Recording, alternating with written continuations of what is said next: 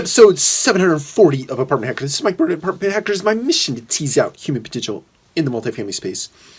So I want to give you a little tip on adversity. And when you're facing adversity, when you're going into adversity, when your emotions are sort of amping up to the point that they potentially could hijack your logic, and you might say things that you don't mean, or you say things that are out of context or out of the appropriate sort of earshot or channels of people that you work with and for.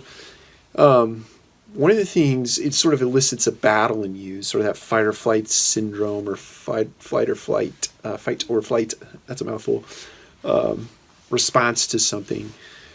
One thing I'd like to say is when you're going into a battle where you're emotionally loaded, think of it like blowing out a birthday candle.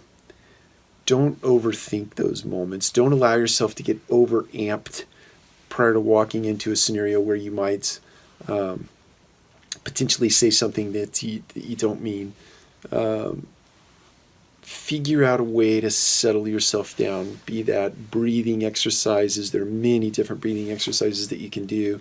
I was taught a long time ago to sort of anchor myself by putting my thumb right here on the palm of my hand, middle finger on the other side, and give that a nice tight squeeze for 5 seconds. And basically what you're doing is taking your attention away from this mental hijack that's going on and placing it or focusing it on something otherwise.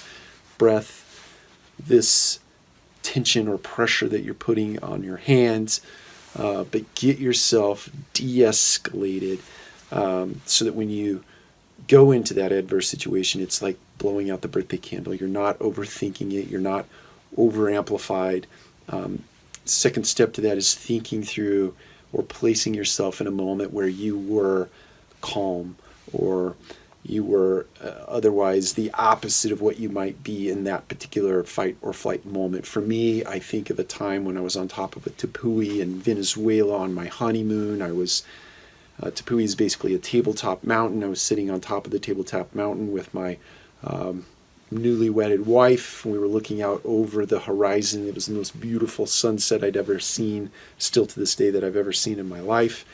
And that was a calm, serene moment. So it's this sort of the anti of anytime I get inflamed, so to speak. So I do this, think to that moment in time when I was sitting on top of that tepui with Stephanie, and I can usually calm myself down so that when I go into that adverse scenario, I'm mindful and thoughtful about what I do and say and how I act.